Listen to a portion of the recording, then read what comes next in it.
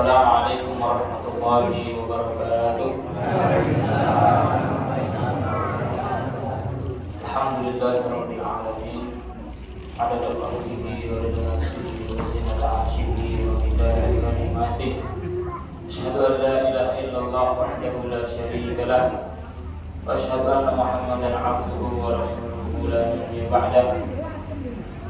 Subhanaka la ilma lana illa ma 'allamtana innaka antal alimul hakim. Allahumma anfa'na bima 'allamtana wa 'allimna ma yanfa'una ya rabbal alamin. Allahumma amin. Jamaah dirahmati Allah Subhanahu wa taala. Mari yang pertama kita panjatkan puji dan syukur kepada Allah Subhanahu wa taala atas limpahan rahmat dan nikmatnya kepada kita semua. Alhamdulillah kita diberi sehat lahir.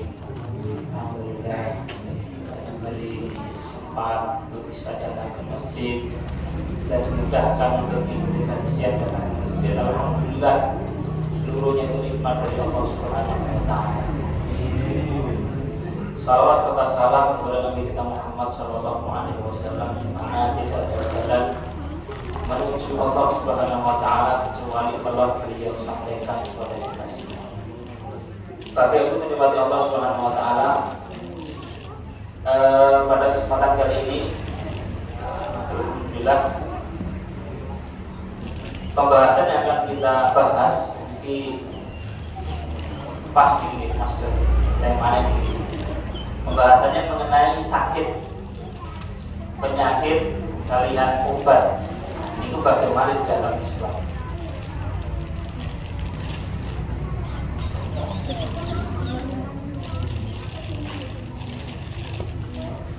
Sudah tak ini. Ini yang tadi urusan ini Pak. Ada gitu. Nama pun buat nanti.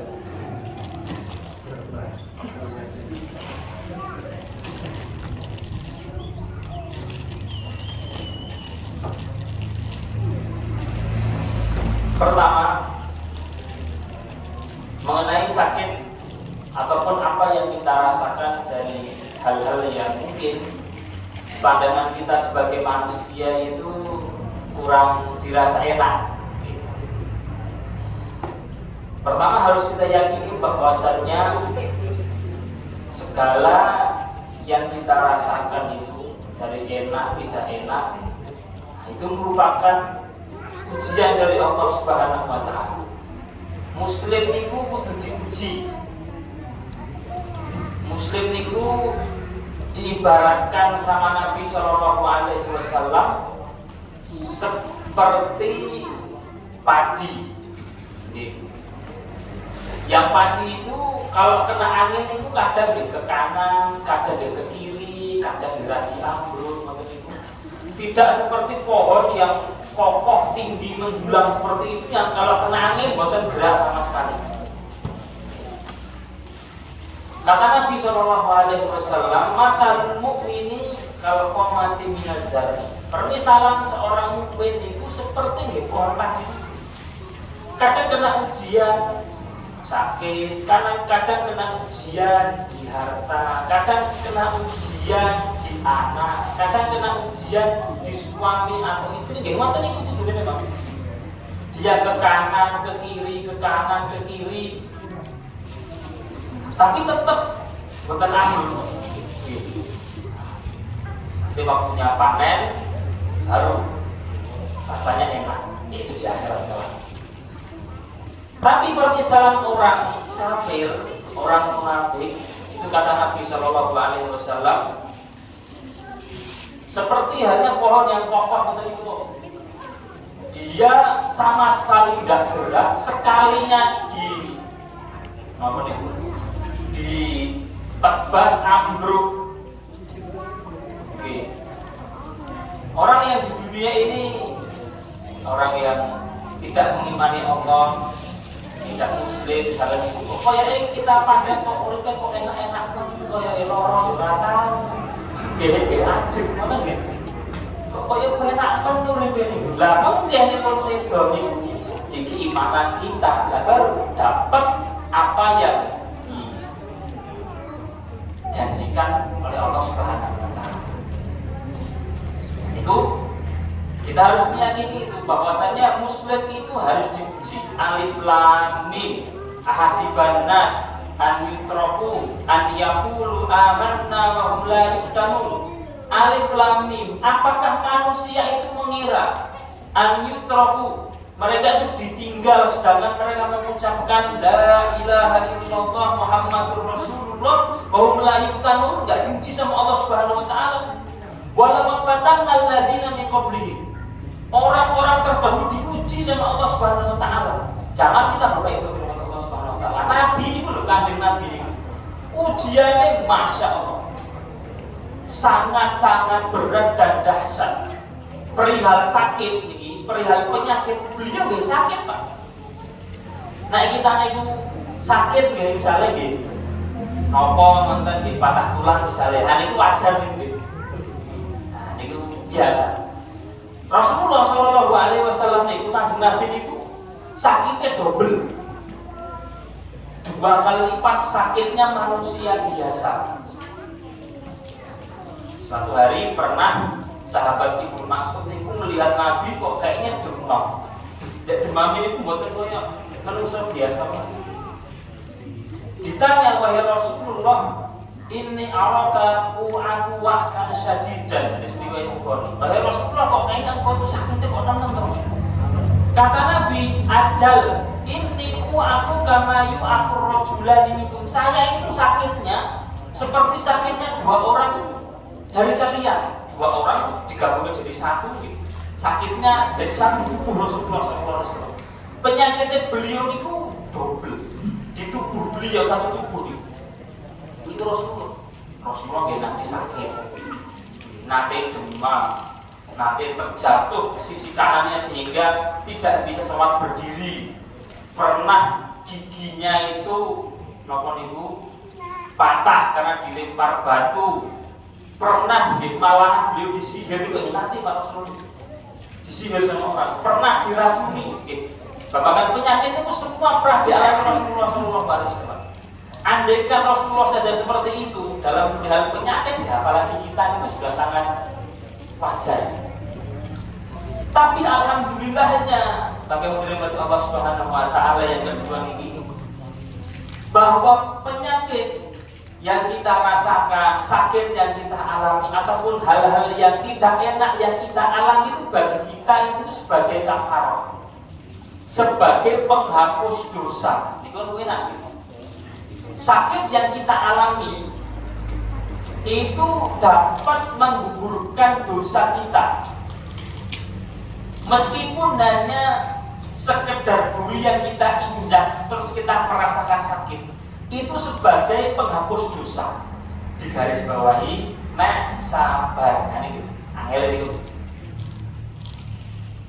Penyakit yang kita alami, sulit yang kita alami itu tingkatannya 3. Kalau kita tidak bisa tingkatan pertama, minimal tingkatan kedua atau tingkatan ketiga. Tingkatan yang paling bawah ketika kita kena sakit, ketika kita terkena hal yang kita rasa tidak enak, terus yang timbul niku ngapunten nggih, malah kalimat hibah. Besok maksudnya nggih. Apa ngoten niku nggih, kewan-kewan sak gunakan modal sedaya ngoten niku. Berarti itu adalah hukuman dari Allah, adab dari Allah Subhanahu wa taala yang ditimpakan ke kita. Karena ketika kita kena sakit, ngoten niku kita malah marah, amarah yang timbul. Setan itu tuh. Itu hukuman dari Allah Subhanahu wa taala. Tapi ketika kita kena sakit, ini tingkatan kedua. Terus kok kita mampu sabar, sabar itu artinya tidak meluapkan amarah, itu sebagai penghapus dosa kita semua insya Allah. Sekecil apapun penghapus dosa. Nah ini kemudian angel gitu. Sehingga nomor setunggal ini sih luwih angel mana ini? Yaitu ketika kita kena musibah, kita kena sesuatu yang tidak kita anggap enak, yang kita rasakan boten marah, boten nesu, boten sabar, langsung ridho. terucap niku alhamdulillah. Nah niku nggih perlu latihan ngoten niku Pak. Kecelakaan dek tangan tugel alhamdulillah. Nah niku jadi ngoten niku. Nah niku nek pun langsung ridho, ya Allah, niku semua takdir Allah Subhanahu wa taala enggak terlepas dari aturan Allah Subhanahu wa taala, itulah yang ngangkat derajat seorang hamba. Musibah apapun itu, duit hilang, bangkrut, apa mulai wadah niku itu jatuhnya langsung ridho, terucap niku alhamdulillah boten sabar. Nek sabar, kan niki menghapus dosa. Tapi ini pun alhamdulillah. Musibah itu langsung senyum alhamdulillah. Nah niku mengangkat derajat seorang hamba. Posisi yang kedua tadi yaitu sebagai penghapus dosa, kata Nabi Shallallahu Alaihi Wasallam di riwayat Bukhari hadis Abu Hurairah, ma yusibul muslimu min nasobin wala wasobin, tidaklah seorang muslim itu mendapatkan sebuah kesulitan, wala hammin wala husnin, kesedihan, di riwayat lain wala maradin, ataupun sakit, hatta syaukah yusibuha, sampai hanya sekedar duri mawon itu ketubles dom niku Bu. Ajeng napa niku domi terus ngoten niku sing terukan mau Bu. Kalau alhamdulillah ngangkat derajat. Nek astagfirullah sabar ngoten nggih niku penghapus dosa. Nek kalah nyalahke dome. Nek ampun nyalahke apa niku mripate iku moto piye to dilak. Maksud niku nah niku hukuman dari Allah Subhanahu wa taala. Semua yang dirasakan itu illa kaffarallahu biha min khotoya. Allah Subhanahu wa taala akan menghapuskan dari yang kita rasakan ketika sabar itu dosa-dosa kita. Dosa kita yang banyak itu itu otomatis terhapus dengan sakit kita ketika sabar. Maka jangan kita mau berpikir Bapak Ibu, kita mau meresapi, harusnya ini secara teori kita nek sakit itu malah alhamdulillah, karena dapat penghapusan dosa gratis dari Allah Subhanahu wa taala. Sebutun gratis dokter ini gratis dari Allah, alhamdulillah dosa kita terampuni. Kadang kita itu kurang pintar istighfar, kadang kita kurang pintar dekat dengan Allah, kadang kurang pintar minta ampun, caranya nggih bingung, tapi nggih dosa itu mlaku ngoten. Kok tiba-tiba kita kena musibah, kena sakit, kenapa alhamdulillah bersyukur. Allah mengingatkan kita dengan sakit, dengan menghapus dosa-dosa kita. Di sisi lain Bapak Ibu dirahmati Allah Subhanahu wa taala, penyakit yang ada itu adanya ditetapkan oleh Allah Subhanahu wa taala selain sebagai penghapus dosa, selain itu sebagai ujian kita seorang muslim, itu juga di Islam itu sebagai latihan kita untuk pintar bersosial. Sering kita katakan bahwasanya di Islam itu bukan hanya hablun minallah, sabar kita tadi, ridho kita tadi itu hablun minallah antara kita dan Allah Subhanahu wa taala. Tapi ada juga hablun minan nas, yaitu adalah hubungan antara kita dan manusia lain. Kalau ada saudara kita sakit, kena musibah terutama tetangga, samping rumah, keluarga, itu di Islam betul-betul ditekankan mengenai perkara jenguk orang yang sakit. Niku Pak, betul-betul ditekankan. Nah, jangan dikira Islam itu ming salat yang tadi ming zakat, haji boten. Bahkan Imam Bukhari niku memberikan bab wujub iyadatil marid, bab wajibnya jenguk orang sakit. Diwajibkan kalian Imam Bukhari bahwasanya jenguk orang sakit itu wajib, apalagi orang sakitnya itu main tetangga samping rumah. Nah, itu diwajibkan karena apa? Karena dipermisalkan sama Nabi Shallallahu Alaihi Wasallam, kita itu sesama Muslim itu seperti jasad yang satu. Ketika itu Nabi SAW berkata ini, sabbaga baina asobihi ngeten, seperti jasad yang satu. Idza staka minhu udhun tada'ala husairul jasadi bil huma wasa'ad. Kalau seandainya ada satu tubuh yang terluka, maka tubuh lain akan merasakan sakit kayak kita, Pak. Oh nggih, ketubles dom ngoten niku sing ketubles tangannya sing adu nggih. Mulute Pak nggih. Pusing kepala, yang sakit di kepala, yang ngerasa sakit juga kadang perutnya, kadang tambah greges gitu. Satu tubuh yang terkena sakit ngilune bisa seluruh badan. Muslim itu seperti itu. Bahkan tidak hanya sesama muslim saja. Di Islam itu Pak. Di Islam itu kita dalam perkara bertetangga itu, tetangga kita itu enten 3. Pertama, tetangga yang punya 3 hak. Tetangga kita yang punya 3 hak. Itu ketika tetangga kita itu pertama saudara kita sendiri. Tas enten hubungan apa? Nasab. Yang kedua, beliau juga seorang muslim. Punya hak tetangga, punya hak sesama muslim, dan punya hak kekeluargaan. Jadi hak etika ini. Ada tetangga kita yang punya 2 hak, yaitu tetangga kita yang bukan keluarga kita, tapi beliau seorang muslim, dia tetangga, maka haknya 2. Dia hak tetangga, dia hak sebagai seorang muslim.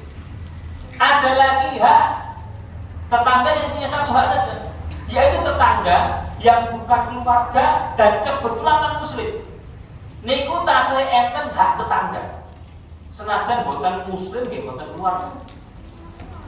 Makanya Nabi SAW pernah menjenguk seorang ibu. Nabi niku Pak, nah, setelah beliau niku kan beliau mesti ngimami Pak, ya, salat itu mesti beliau ngimami. Nah, setelah ngimami niku beliau menghadap ke arah enten jamaahnya dan sahabat. Maka di akhirnya tunggal-tunggal. Kalau ada yang tidak terlihat, ditanya, pulang kemana? Oh nggak ada. Yang beliau apal sahabat itu dari masjid. Sakit ya Rasulullah, langsung setelah dari masjid beliau jenguk Sallallahu Alaihi Wasallam. Dijenguk langsung. Makanya setiap subuh itu terkadang Nabi ngabsen. Wahai sahabatku, hari kemarin siapa yang sudah jenguk sakit? Abu Bakar mengatakan, saya wahai Rasulullah. Wahai sahabatku, kemarin siapa yang sudah mendatangi jenazah untuk dikuburkan? Abu Bakar nih, saya wahai Rasulullah. Siapa yang sudah sakit? Ngabsen amal soleh, terutama jenguk orang sakit. Makanya sampai Imam Bukhari membabkan bahwasanya jenguk orang sakit itu wajib agar sosial itu ya. Di kita ini di kebiasaan kita istilah tilik itu beda nih, sangat ini sangat-sangat Islami. Dan pahalanya besar di hadapan Allah Subhanahu wa Ta'ala. Maka itu sangat dianjurkan. Karena Nabi mengatakan di riwayat Bukhari, "Atimul ja'i", berilah makan orang yang lapar, wa'udul mari, dan jenguklah orang yang sakit. Rasulullah pernah suatu ketika menjenguk anak kecil yang beragama Yahudi. Anak kecil ini terkadang melukai Nabi, ganggu Nabi Shallallahu Alaihi Wasallam. Terus kemudian anak kecil ini sakit, dijenguk sama Nabi Shallallahu Alaihi Wasallam. Wah ini gue, wanggal panggil. Mungkin kita ada tetangga Pak, tetangga ini gue, kebetulan gue, ganggu ini nomor itu terasa yang EDB. Tiba-tiba kena musibah, itu biasa deh gue. Pertama ngapok kalian nggih, ngapok apa? Tapi nggih baru disabar. Ngapok kalian boten lali tapi niku. Tapi boten niku meskipun sudah melukai beliau, niki ya begini. Dijenguk sama Nabi. Tapi memang misi beliau jenguk niku untuk mendakwahkan Islam. Niki lho Islam yang tinggi. Adab Islam itu seperti ini. Dijenguk sama Nabi, diminta syahadat. Lai syahadat la ilaha illallah. Lalu bapaknya mengatakan Abul Qasim, ikuti itu perintah Abul Qasim. Akhirnya anak ini syahadat. Nah, dengan beliau menjenguk, ternyata ada Islam sangat indah sekali. Anak ini masuk dalam Islam. Jadi penyakit seperti itu di Islam. Itu yang kedua. bahwasanya sakit itu, penyakit, musibah itu sangat bisa mengeratkan hubungan sosial kita. Islam ngajari seperti itu. Yang ketiga, dirahmati Allah Subhanahu wa taala, kita juga harus meyakini bahwasanya ujian kita itu tidak sama. Levelnya beda-beda. Semakin kuat iman kita, akan semakin besar ujian kita. Akan semakin besar kita diuji oleh Allah Subhanahu wa taala. Istilahnya itu pohon itu semakin tinggi, anginnya semakin kencang, Pak. Di Islam pun seperti itu. Semakin dekat orang itu dengan Allah, semakin diuji. Makanya jenengan misalnya saya bilang tambah rajin sholat kok tambah angel menipe kalau ini kok rezeki ini kok malah semakin seret kok. Oh no, ini berarti Allah sedang caper ke kita, Pak. Allah sedang resna-resnani ke kita, diuji. Semakin kuat imannya, semakin tambah ujian. Nah, makanya ujian ini Nabi nggak benten ujian dengan ujian kita. Kita ini usah aneh-aneh menurut kita, Pak. Ya Allah, nggak ada yang nyerempet dengan ujian Nabi ini buat nyata. Nggak ada. Makanya pulang itu baru nonton itu tangan patah sana ini anak makan itu belum ada nonton itu sejentik ujian yang dirasakan Nabi Sallallahu Alaihi Wasallam. Nabi ini pernah, beliau ini kan Rasulullah, utusan Allah, sudah pasti benar 100% wahyu dari Allah Subhanahu Wa Taala. Dakwahi orang Mekah, beliau dikucilkan, mau dibunuh, dari itu ujian dari situan. Kok delalah ditakdirkan istri beliau Khadijah meninggal. Sudah Khadijah meninggal, paman beliau meninggal. Padahal dua orang ini orang terdekat Rasulullah yang mensupport dakwah beliau dari nol. Abu Thalib sekalian Khadijah. Maka diistilahkan sampai ini Amul Huzni, yaitu tahun kesedihan Nabi Sallallahu Alaihi Wasallam. Nabi manusia biasa sedih. Beliau mau melipur lara beliau dengan dakwah. Tak sekolah dakwah lah ke kota Taif. Nami dakwah ke Taif. Siapa tuh ada yang masuk Islam, siapa tuh ada yang ikut Islam sehingga sedihku di keluargaku itu bisa terobati. Setelah beliau ke Taif, malah semuanya melempari batu beliau, ngejek beliau, sampai anak-anak kecil ngatain ini menghina Rasulullah Sallallahu Alaihi Wasallam. Beliau sampai ketika itu jalan nggak sadar kemana arahnya, saking yang dirasakan itu betapa beratnya. Jalan sampai tiba-tiba sampai ke lembah, lalu akhirnya dihibur sama Allah Subhanahu Wa Taala dengan tidak dari bentuk manusia. Itulah pertama kali beliau mengislamkan jin. Karena Nabi kita itu bukan hanya Nabi ini manusia, bagi Nabi ini manusia, Nabi ini jin. Diislamkan. Akhirnya jin dari Turki ini mereka kembali ke tempatnya lalu mendakwahkan Islam. Dan semua anaknya Rasulullah, yang Rasulullah punya 6 anak itu, semuanya meninggal ketika beliau hidup. Sallallahu Alaihi Wasallam. Kecuali Fatimah. Fatimah meninggal setelah beliau meninggal 6 bulan. Tapi 5-nya semuanya diundut oleh Allah Subhanahu Wa Taala selama beliau hidup. Nah, ini Rasulullah seperti itu ujian dari keluarganya. Dari sisi luar, Masya Allah, dikucilkan, DPO wajib dibunuh oleh orang-orang Mekah, padahal beliau dijuluki Al-Amin, dituduh syair, majnun, gila. Maka asyadul bala al-anbiya, ujian terberat itu para nabi. Thummal amsal fal amsal, kata Rasulullah diriwayatkan ini. Kemudian orang yang seperti beliau dan seperti beliau. Bayub talar rajulu ala hasabi dinihi. Lalu orang akan diuji sesuai dengan kekuatan agamanya.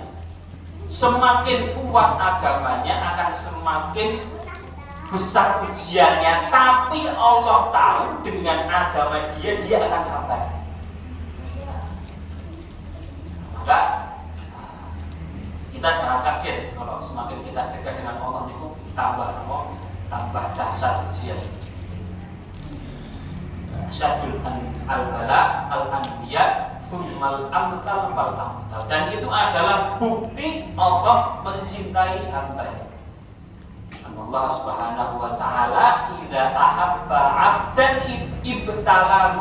Allah kalau sedang mencintai seorang hamba akan diuji dengan sakit, diuji dengan penyakit, diuji dengan ujian apapun rasa yang dia tidak suka.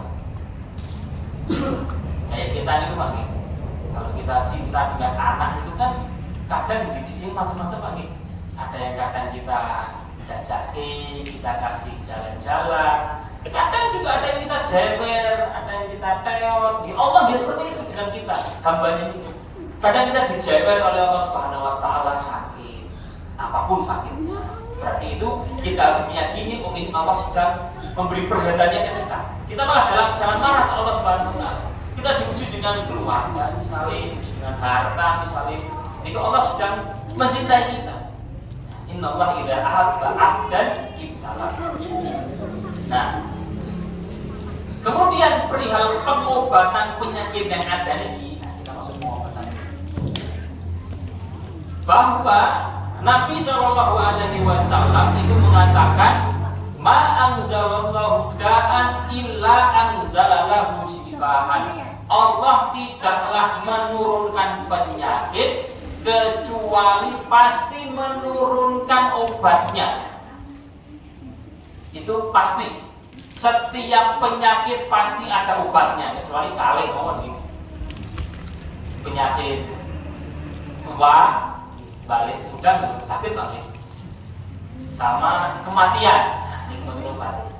Tapi penyakit apapun itu ada obatnya. Kata AIDS Pak, penyakit apa nih Bu? Yang disebabkan gara-gara zina nih Bu, itu kan diteliti di Australia itu. Kenapa kok Islam kok? Nah kan Islam ini Pak gitu. Kalau orang berzina itu kan hukumannya di apa ini Pak? Dicambuk gitu. Ada orang zina, kemudian dia belum pernah menikah, itu dicambuk dengan berkali-kali cambukan. Ternyata cambukan itu bisa menyembuhkan bakteri-bakteri AIDS yang kemudian. Itu disarankan di Islam ini. Semua penyakit ada obatnya. Dari hadis ini, tidaklah Allah itu menurunkan penyakit kecuali ada obatnya. Maka perkara pengobatan itu babnya luas. Makanya Ibnu Hajar mengatakan bahwasanya obat itu dasarannya adalah penelitian, tajrubah istilahnya. Diteliti dokter yang teniki, biasanya sakit batuk itu obatnya ini. Nek umat obatnya duit gitu. Mas kadon apa-apa ngoten niku. Macam-macam. Itu berdasarkan penelitian dan itu sah-sah saja di Islam. Karena kadang ada yang meyakini kata niki Pak, obat asli niku tib nabawi. Nggih mboten bener 100% janjane. Karena Nabi ketika itu obatnya seperti itu memang masanya masih seperti itu. Artinya kadang ada orang itu yang memandang sebelah mata dokter. Wah, dokter itu kok koyoke napa niku kok kurang arang gumatan apa dia? Nah, tapi ini perlu diluruskan. Ada istilah obat asli sama obat ganti. Obat asli niku tibu nabawi, obat ganti niku obat kimia, misalnya nih. Nah, niku menurut saya pribadi niku kurang pas. Semuanya obat dari Allah Subhanahu wa taala. Semuanya obat. Saat ini misalnya kalau ngeten iki misalnya patah tulang. Napa gaya ajeng di polisi maju?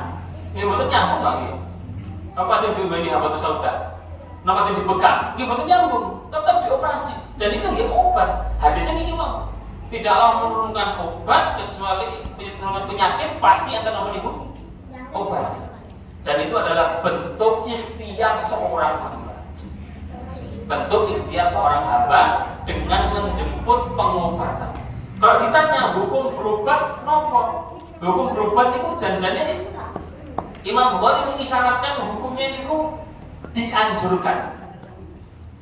Kalau kita sakit, terus kemudian kita pilih sabar itu lebih baik. Enten Pak, seorang perempuan di masa Nabi Shallallahu Alaihi Wasallam itu ditakdir punya penyakit ayan. Nama itu epilepsi, sedikit-sedikit kumat. Dan kebetulan perempuan ini nggak punya rumah, filmnya di masjid. Dan kalau setiap kali ngapunten kumat, niku selalu ngapunten bukai auratnya. Karena kain ketika itu sekedar Pak, guling-guling sampai terbuka auratnya. Beliau datang ke Nabi perempuan ini, minta doa ke Nabi. Kan kalau sing doa ke Nabi ini mesti mujarab nih. Dia minta wahai Rasulullah doakan agar penyakit itu sembuh. Doakan. Rasulullah SAW ngasih pilihan. Kalau kamu pengen insik tidak aku lagi, kalau kamu pengen saya doakan. Dan kalau saya doa ya insya Allah Rasulullah sembuh. Wa in siti diberi pilihan kedua. Sobarti walakin jannah. Kalau kamu pengen opsi kedua, kamu sabar dengan penyakitmu ini. Ganjaran musuh. Ini pun jajan betul-betul yakin tawakal nih, ngomong-ngomong mawon Pak. Saya pribadi pernah Pak juga waktu itu tapi hamil Pak. Pertama pulang dari Sudan itu ilmu itu saya angkat-angkat Pak. Saya mencoba mengamalkan ini sampai rumah langsung kena liver Pak. Sampai perut ibu gede gitu tinggi, muntah-muntah sampai badan kuning wis ngoten niku. Enggak mau saya ke dokter. Memegang kuat hadis ini, aku tak sabar pokoknya. Bapak itu ning dokter toha, berobat orang itu. Malah pula akhirnya pesaknya kali bapak. Ya Allah, sekolah awakmu lho, iki pun lembung gede nih. Kulo wis sabar, insyaallah malah berusaha ngoten niku. Akhir-akhirnya deh berobat itu niatnya menyenangi bapak. Ke bapak ini mboten kepikiran berobat apa kok. Akhirnya bismillah berobat. Akhirnya dia sembuh dengan izin Allah Subhanahu wa taala. Kalau pilih sabar itu betul apa? Tapi kalaupun pilih untuk menjemput pengobatan, dia mboten apa? Sama sekali tidak melanggar ketetapan Allah. Karena Allah mengatakan fa idza maritu fa huwa yashfin, ini Nabi Ibrahim. Kalau seandainya saya itu sakit, maka yang menyembuhkan niku Allah. Ini harus kita yakini Pak. Obat niku bukan penyembuh. Sing nyembuhke niku Allah Subhanahu wa taala. Obat itu adalah bentuk wasilah Allah menurunkan obat dari sebuah penyakit. Nek kita sabar jemput ikhtiar obat alhamdulillah. Tapi intinya ada sabar. Salahnya kita kadang sangat tergantung dengan obat. Pokoknya ramu begi aku loro, ramu begi aku harus sembuh. Ini salah. Kita jemput obat itu ikhtiar, dan Allah menyuruh kita untuk ikhtiar. Adapun kesembuhan mutlak dari Allah Subhanahu wa taala. Kesembuhan itu mutlak dari Allah Subhanahu wa taala. Makanya perkara ini dalam perihal berobat itu mata. Tibbun Nabawi dalam hal ini salah satunya di sini dalam judul ini yaitu adalah ruqyah atau Tibbun Nabawi, berobat dengan menggunakan madu, berobat dengan menggunakan Quran. Itu saja kita cermati Pak nggih. Di Tibbun Nabawi itu kunci utamanya kalih dengan pertama yakin, seyakin-yakinnya tidak boleh ragu. Yang kedua sabar pun. Karena banyak yang tidak masuk akal di Tibbun Nabawi ini. Pernah enten istilah penyakit Nabi ini ain Pak.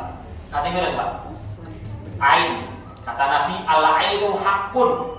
Ain itu adalah penyakit yang terjadi di seorang yang seorang itu takjub kepada dia tanpa bertasbih. Misalnya enten sinten masa dibuatkan Masya Allah.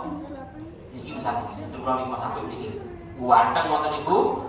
Ada yang melihatnya ganteng nih, kagum tanpa mengucapkan subhanallah, masya Allah. Niki bisa jadi tiba-tiba jatuh, pingsan, naudzubillah bisa sampai meninggal. Dan itu pernah kejadian di Sudan Pak. Kan kita harus sudah niku Pak. Kita niku sak elek-elek awake dhewe niku ganteng Pak insyaallah. Perempuan nggih ngoten. Ngapunten nggih, sak elek-elek niku nggih upaya itu sudah dibanding nggih perempuan sudah kali laki-laki sudah. Ada mahasiswi main ke tempat temennya orang sudah perempuan. Lah, keluarganya temennya ini sudah melihat mahasiswa ini saking kagumnya kok orang itu ayu, padahal lagi jajannya nggak boleh pakai ayu. Sampai kagum seperti itu, mas itu langsung seketika sakit, blek. Terus kemudian nggak jelas sakitnya apa, kuat dorong meninggal sudah. Ketika sama siswa, itu al-ayu hamdu. Pernah terjadi di masa Nabi Shallallahu Alaihi Wasallam. Seorang sahabat saking putihnya kulitnya itu mandi, terus kemudian terbuka kan kalau begini. Saya tadi ini nongol itu sekat-sekat nonton itu sehingga masih kadang belum kelihatan apa sisi tubuh. Ada sahabat lewat takjub tanpa mengucapkan kalimat Allah. Tiba-tiba sahabat ini pingsan, sakit tanpa diketahui. Dilaporkan ke Nabi Shallallahu Alaihi Wasallam. Dikenal sahabatnya ganteng. Kemudian Nabi bertanya, tadi ada yang melihat dia takjub tanpa zikir enggak? Ada yang ngatur saya wahai Rasulullah. Oh, beliau mengatakan halla barokah. Kenapa enggak mengucapkan tabarakallah, subhanallah, masya Allah? Makanya dengan ngersani mobil itu biasanya saya ngumburinnya teman itu masya Allah, kacetan mobilnya kenapa itu pajero, malas nggak jeruk gitu. Tapi ya masya Allah, ini kok kesannya nggak kena air, nggak kena mogok, nggak pripun nggak itu. Lalu beliau Rasulullah menyuruh agar sahabat yang melihat tanpa zikir ini wudu Pak, wudu. Ditadai bekas wudu ini disiram ke, yuk, tim sahabat ini. Langsung saya ketinggalan itu sehat. Seakan-akan ini kan buatan masyarakat. Tapi nih Rasulullah mengajari ini. Ibnu Qayyim mengatakan ini akan berguna ketika seorang yakin tanpa ragu dari Rasulullah SAW. Misalnya sakit perut, ini salah satu guna babi ini. Obatnya kata Nabi SAW, iskih asalan, ombeni madu. Minum madu kalau sakit perut. Terus ada sahabat yang minum terus nggak sembuh. Kata Rasulullah SAW, kada babat muka wasodakon asal, itu perutmu yang mendustakan. Artinya kamu nggak begitu yakin dengan apa yang aku sampaikan. Sudah kalau kamu sudah yakin, sabar.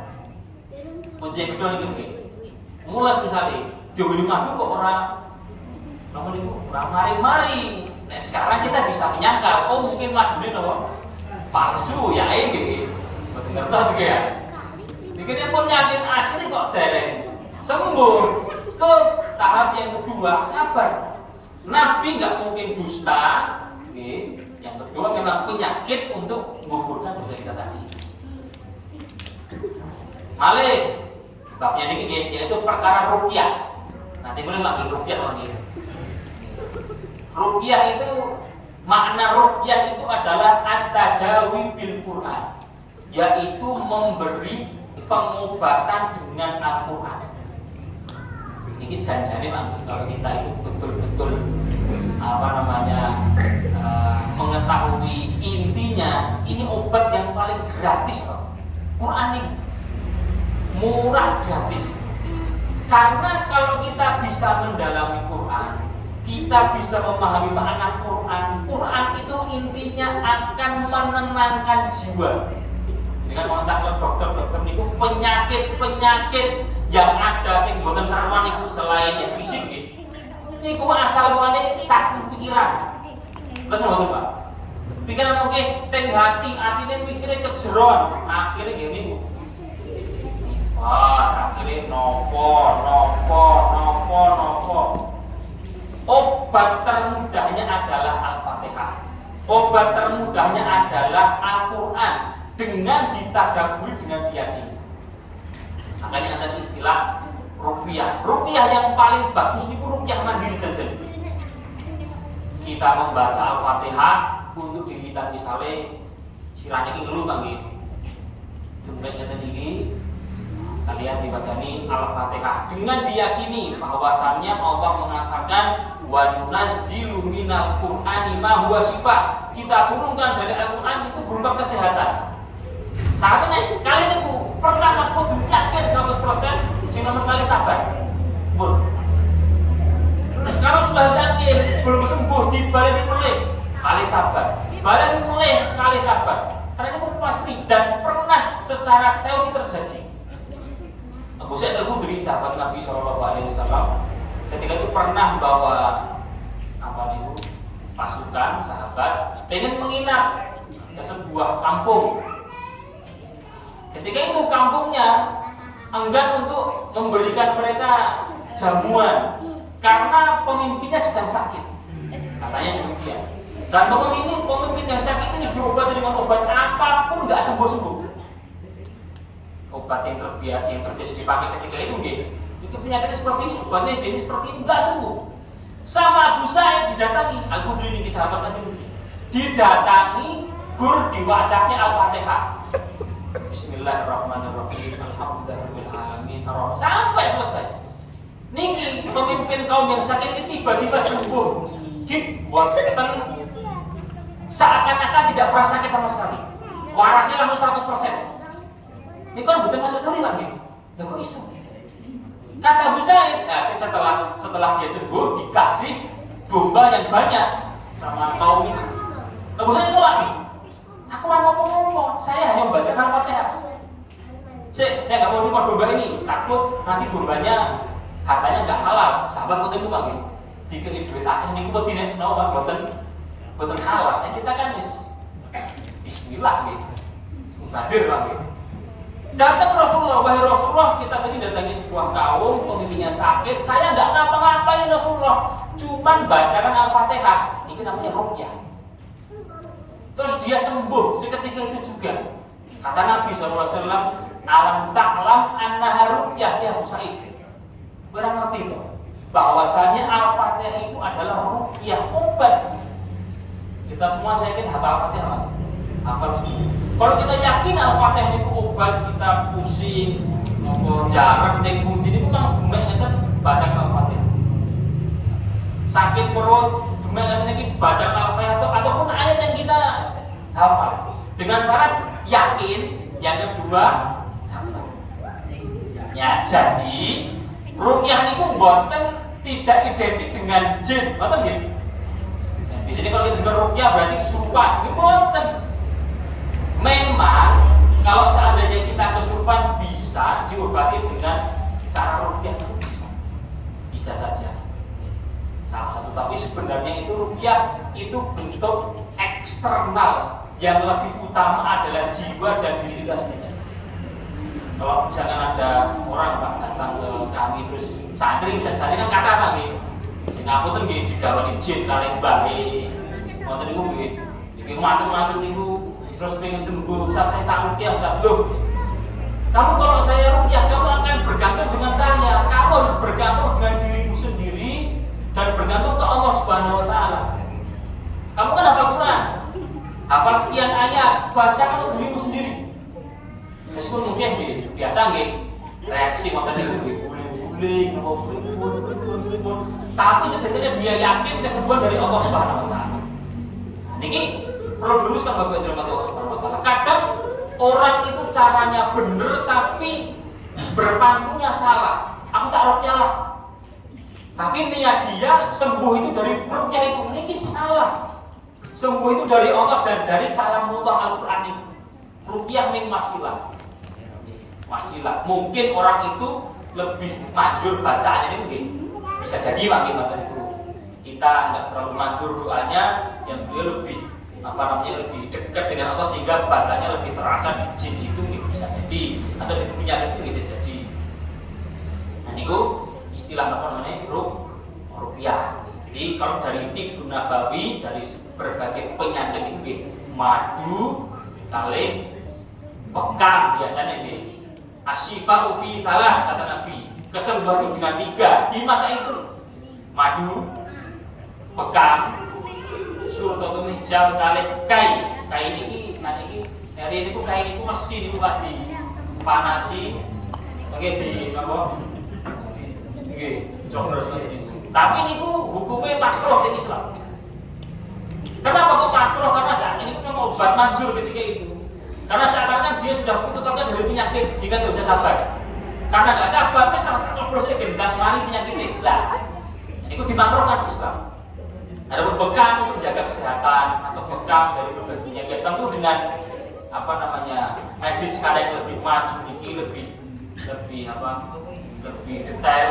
Itu insya Allah saya kira tidak bertentangan dengan Ibu Nawawi asalkan tetap sabar dan tetap meyakini penyakit dan kesembuhan dari Allah Subhanahu wa Ta'ala. Nah kita jenengan pengen aku kalau obat dokter kimia nih pilihan tapi asalkan itu diyakini itu ikhtiar dari Allah Subhanahu wa Ta'ala yang Allah kasih sebagai obat insya Allah sah-sah. Ini perihal penyakit dan perihal pengobatannya. Jadi gampangnya yang kita praktekkan Pak, ini kita pegel dengan sedikit bagi apa itu Bang cekel dengan sedikit Bismillah bacakan apa tapi diyakini betul-betul nih Pak sabda Nabi diyakini ini sembuh dari mari bisa sabar karena kita dapat dua dia dapat ganjaran sabar dia dapat ganjaran baca Al-Fatihah. Saudara kita sakit anak kita sakit Bismillah di dunia yang tadi kita bacakan apapun yang kita hafal dengan diyakini Quran adalah obat perihal belum sembuh itu ketetapan dari Allah Subhanahu wa Ta'ala. Syekh kami itu pernah menanyakan dokter senior di Saudi dan tanya seperti ini, Syekh kami menceritakan ke kami, dok saya kalau demam ini saya minum obat ini sembuhnya berapa hari? Kata dokter seminggu. Nah saya nggak minum sembuhnya berapa hari? Seminggu. Artinya semuanya itu hanya wasilah. Tetap kesembuhan kita tidak bisa menjamin. Kadang ada yang contoh yang terima COVID kita pernah semua Pak gitu. COVID itu loh. Enten saya masya Allah berobatnya nanti gue ujung-ujungnya gitu dipundur dari Allah Subhanahu wa Ta'ala gitu. Enten saya penting griyo, saya penting bunga gitu, mangan enak atau gitu. Sembuh. Itu kesembuhan di tangan Allah Subhanahu wa Ta'ala. Tapi tetap wasilahnya gitu dengan berobat.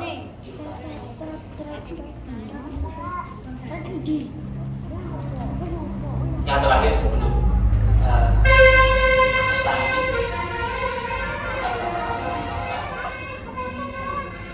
iklan.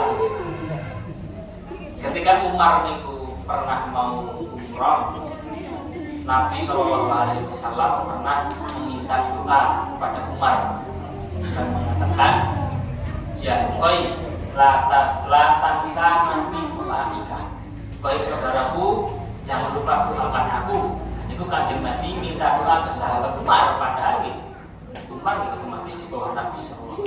Ini menunjukkan betapa baiknya kita itu saling mendoakan dan bolehnya kita untuk meminta doa ke orang lain. Nah, dalam hal ini kami Pak, saya secara pribadi minta doa untuk kesembuhan anak saya ini. Alit itu Pak Ibrahim itu sebulan setelah anak saya patah itu qadarullah anak saya ini jatuh dari lantai 3 meteran segini gitu kurang lebih terus kemudian kepalanya niku retak buka mungkin niku terus pendarahan di otak kalau lagi salah belah bukan mau apa jemur pun biasa ini batu gel terus baru itu kalau dia alhamdulillah karena kita nggak bisa hindari takdir Pak. Takdir orang bispun nonton itu kita hanya fokus memperbaiki diri. Allah sedang menegur saya kurang kuat ibadahnya kurang ketika bilang Allah syukuri nonton Allah alhamdulillah. Sampai sekarang jalan pengobatan itu pun hampir 3 minggu gitu. Nah tapi kalau sewaktu otaknya itu sobek sehingga cairan otak itu keluar terus di kepala kita saya itu bengkak terus makanya dan setengah badannya dengan gejala sakit gerak. Stroke macam Pak gitu. Stroke tapi tasnya alit. Maka ini sedang proses kontrol terus. Nanti misalkan memang ditakdir tidak bisa untuk sendiri cairan otaknya, selamat otaknya sehingga tetap terus berasnya dokter nyuruh dibelah namun itu tengkorak itu dijahit operasi. Ya alhamdulillah. Saya pribadi minta doanya Bapak Ibu semoga Allah Subhanahu wa taala memudahkan untuk pengobatannya. Allah Subhanahu wa taala memberikan yang terbaik untuk anak kami, diri kami pribadi juga, kami panjenengan sedaya. Semoga kita juga istiqomah di atas ketaatan Allah Subhanahu wa taala ini. Demikian dapat disampaikan.